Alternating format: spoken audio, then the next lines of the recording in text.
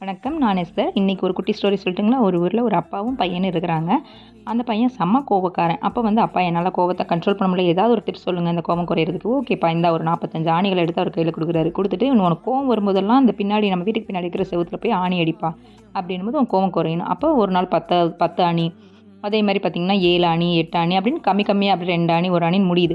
அப்பா எல்லா ஆணியும் அடிச்சுட்டேன். என் கோவம் குறைஞ்சிருச்சுப்பா அப்படின்னு. ஓகேப்பா உனக்கு என்னைக்கு கோவம் இல்லையோ அந்த அன்னைக்கு இந்த ஒவ்வொரு ஆணிகளா பிடுங்க அப்படின்னு. அதேமாதிரி 40, 45 நாள்ல அந்த ஆணிகள் எல்லாமே பிடுங்கிட்டானாம். அப்பா எனக்கு கோவமே போயிருச்சு அப்படின்ட்டு.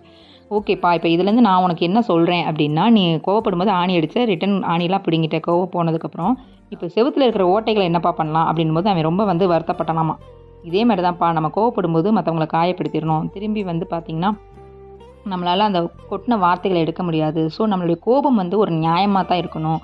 நியாயம் இல்லாம அநியாயத்துக்கு அடிக்கடி நம்ம கோவப்படக்கூடாது.